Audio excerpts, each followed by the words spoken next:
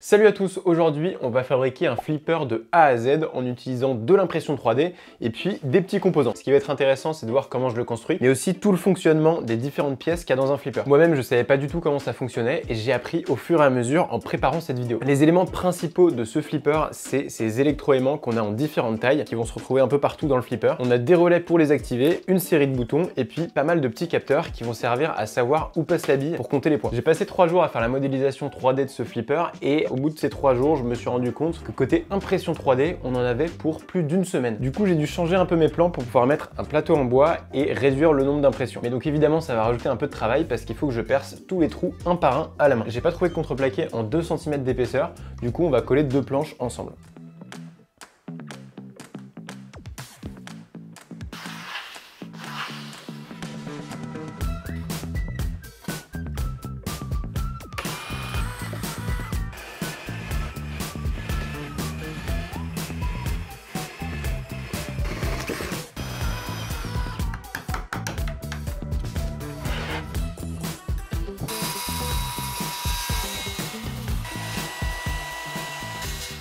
On va découper une plaque de polycarbonate de 4 mm d'épaisseur. J'espère que ça passe avec la scie circulaire parce que je risque de tout éclater. Avant de terminer de poncer et de peindre le bois, on va finir de monter la caisse avec de la colle et des clous.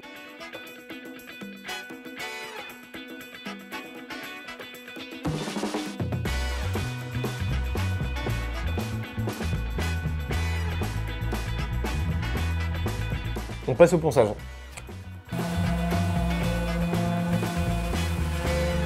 Bon allez, on rajoute un peu de peinture noire. La peinture est pas tout à fait sèche, mais c'est pas grave, on va quand même mettre le double face pour fixer une plaque en acier par-dessus. Déjà, elle va servir à ce que ce soit bien lisse pour la bille, mais il y a une deuxième utilité, elle est conductrice, et pour pas mal de capteurs, ça va nous servir, vous allez comprendre après. Non. J'ai envie de faire une connerie là, j'ai envie d'essayer avec la scie circulaire. Mais vous fumez, monsieur. On va peut-être passer à la meuleuse hein, quand même.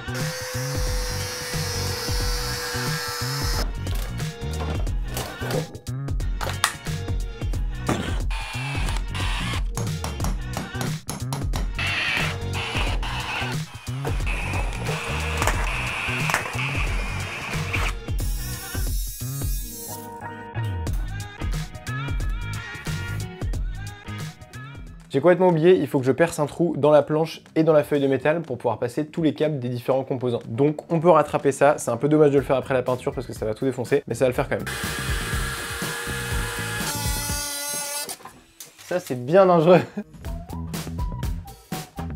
On va mettre des inserts filetés pour bois pour pouvoir mettre des vis juste après.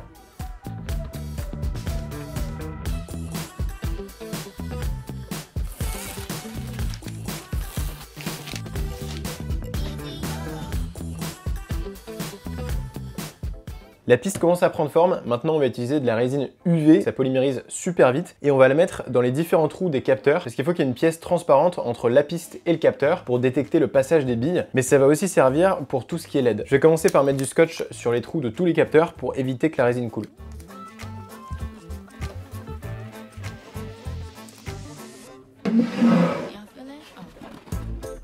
On va faire un premier test parce qu'on n'a jamais testé, donc là je mets de la résine UV au fond du trou.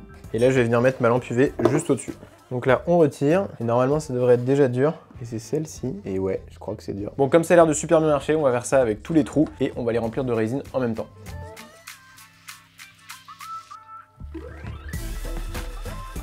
On sent que ça racle un tout petit peu, mais vraiment, elle s'en fout. Trop bien. Bah, on continue. Pour ce qui est des LED, on va poncer très légèrement la résine pour diffuser la lumière.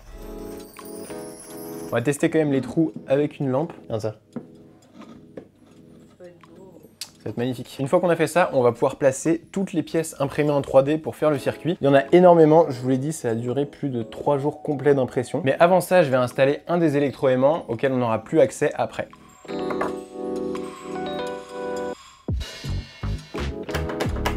C'est parti, je crois que c'est le moment de coller. Du coup, pour ça, on va utiliser de la colle époxy. Sur un plan incliné, c'est très pratique.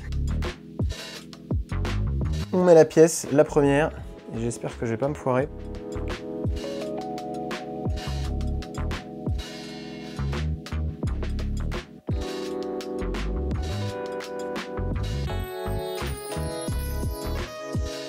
Donc le contour est terminé, maintenant on passe à l'assemblage de la tirette, enfin je sais pas trop comment ça s'appelle. C'est ce qui va pousser la bille pour commencer la partie. Donc j'ai usiné une tige avec 2 pas de vis, on rajoute un bouchon d'un côté, c'est ce qui va pousser la bille, le ressort, et de l'autre côté il y aura une poignée. Est-ce que ça va rentrer ?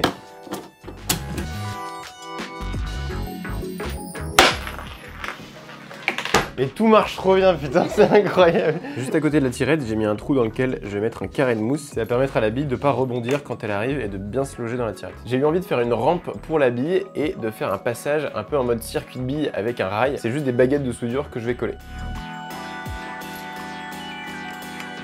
Bon bah on va tester avec une bille pour voir ce que ça donne. Donc là la bille est censée arriver par ici. Et là elle passe dans la rampe.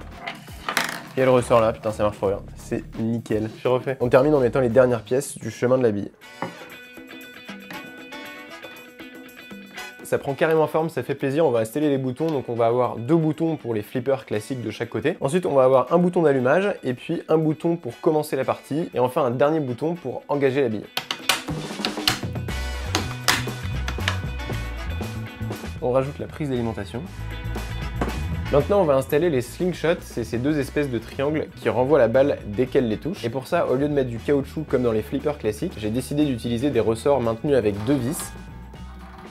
Du coup c'est du métal, c'est conducteur, et quand la bille va être au contact à la fois de la plaque et puis du ressort, il va y avoir un petit bras pour l'éjecter. On passe au moment crucial, on va installer les flippers et voir s'ils fonctionnent vraiment. Donc j'ai usiné 2 axes sur lesquels j'ai mis 2 roulements à billes. Pour les flippers c'est classique, c'est des pièces imprimées en 3D à 100% de remplissage. Et puis autour, je vais mettre des joints de plomberie assez classiques. Et regardez, ça rend super bien.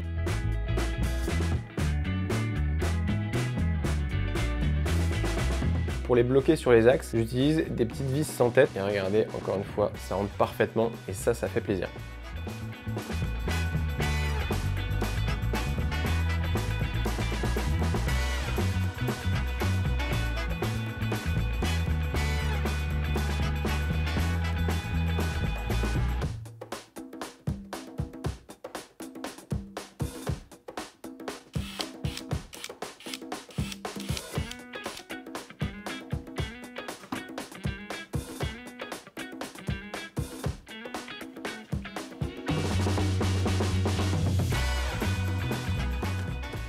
Les 2 flippers marchent super bien, on va vous montrer ça juste après. On a disposé quelques stickers parce qu'on va faire des logos sur la face avant et sur les côtés. On va passer à la peinture, mais juste avant de faire ça, on va coller les roulements à billes des flippers pour qu'il n'y ait aucun jeu avec la fameuse technique colle industrielle et bicarbonate de soude.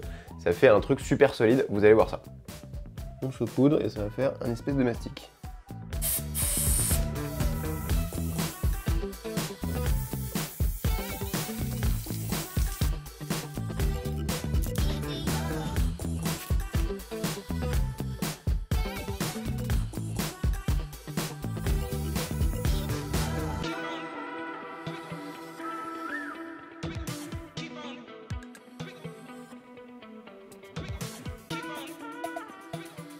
On a fini les peintures et comme vous l'avez vu, il y a un petit jeu de mots. Pour ceux qui comprendront, vous mettez ça dans les commentaires. Maintenant, on va passer au bumper. Vous savez, c'est ces espèces de cônes qui, dès que la bille arrive, rejettent la bille. J'en ai usiné 3 sur mon tour à métaux.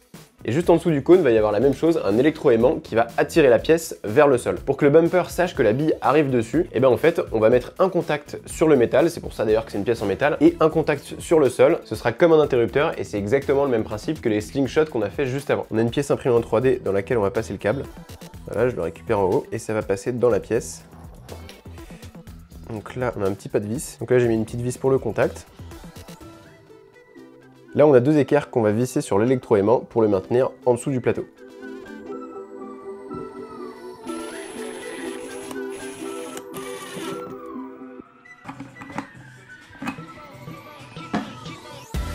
On va rajouter des électroaimants pour les slingshots, ce qui va permettre de pousser le ressort et d'éjecter la bille.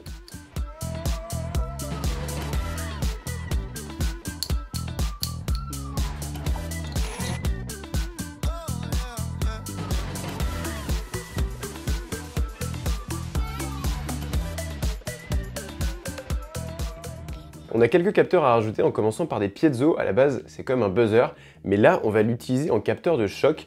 Bon, c'est pas moi qui ai eu l'idée, j'ai trouvé ça sur internet. J'ai appris ça sur internet. Ça va nous permettre de détecter des chocs plus ou moins puissants et du coup, de marquer plus ou moins de points.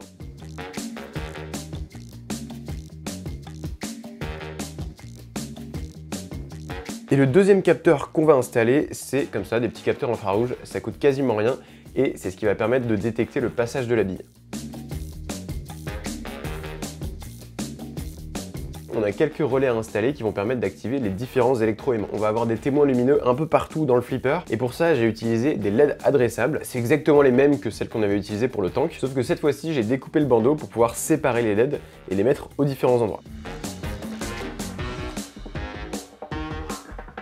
Et on va rajouter des convertisseurs parce que notre alimentation est en 24 volts, mais tous les composants n'ont pas besoin d'être en 24 volts. Le flipper est quasiment terminé, maintenant on n'a plus qu'à relier tous les éléments à la carte Arduino Mega. Pourquoi j'ai choisi celle-là? Parce qu'il y a plein de ports et qu'on a quand même pas mal de capteurs.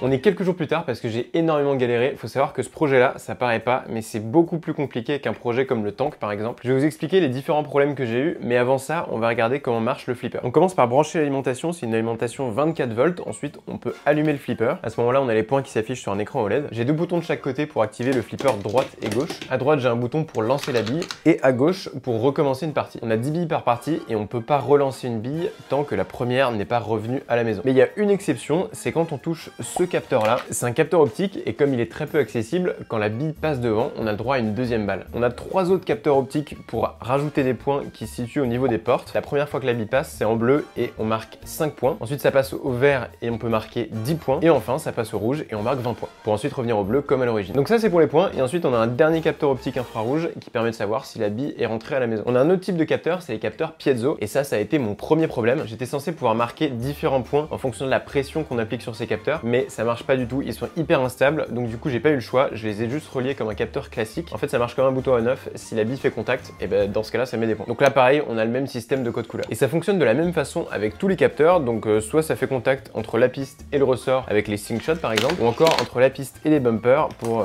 les bumpers, donc ces espèces de champignons. Comme je vous le disais, j'ai énormément galéré sur ces derniers jours parce qu'il y a eu un petit peu des bugs de partout. Donc j'ai mis le code dans le flipper, je l'ai testé et à chaque fois qu'un électroaimant s'activait, et ben ça faisait n'importe quoi. Il y avait les LED qui s'allumaient de toutes les couleurs, enfin bref. J'ai fini par comprendre d'où ça venait. En fait, un électroaimant, c'est une tige en acier et une bobine. Quand on met du courant dans la bobine, elle devient aimantée et elle attire la tige. Sauf que forcément, quand l'électroaimant se relâche, la tige se retire et du coup, ça crée un courant dans l'autre sens. Du coup, ce qui se passait, c'est qu'à chaque fois qu'un électroaimant se relâchait, il envoyait du courant dans l'Arduino et ça faisait tout bugger. Donc ça, j'y avais pas du tout pensé, mais il suffisait simplement de mettre une diode entre les deux bornes de l'électroaimant et le problème était résolu, le courant pouvait pas passer dans l'autre sens. Donc là, le flipper marche, mais il y a un petit problème encore, c'est qu'il est pas très réactif. En fait, je pense que c'était pas une super idée de compter sur le contact que va faire la bille entre la piste et les capteurs, parce qu'elle passe tellement vite que c'est très difficile à capter par l'Arduino. C'est pas du tout comme ça que sont faits les flippers normalement, ça repose plus sur des capteurs mécaniques qu'électroniques. Mais j'avais envie de tester et maintenant je comprends pourquoi en fait personne fait comme ça. Évidemment dans la description il y aura tous les fichiers 3D et le code. Par contre je vais pas vous faire un schéma électronique détaillé parce que franchement vous avez juste à faire un screenshot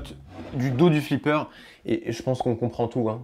Ça parle de soi. Non, plus sérieusement, on dira rien sur ce cable management éclaté. De toute façon, sur internet, il y a toutes les informations sur les capteurs, les composants que j'ai utilisés. Vous avez juste à taper le nom du capteur et il y a toutes les informations dont vous avez besoin. Et si vous avez des idées pour améliorer la réactivité de ce flipper, n'hésitez pas à me les mettre en commentaire, ça m'intéresse.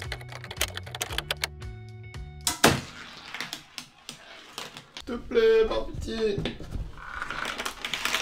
Je n'en peux plus de ce projet.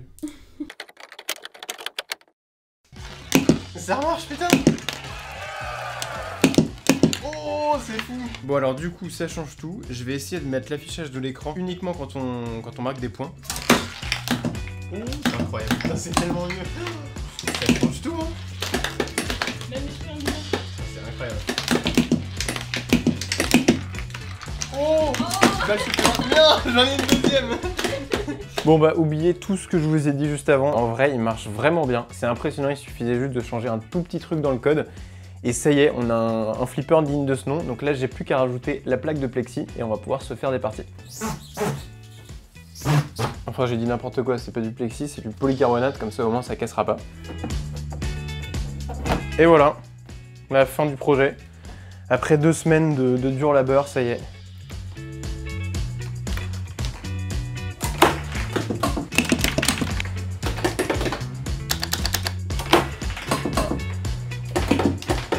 Oui, rouge.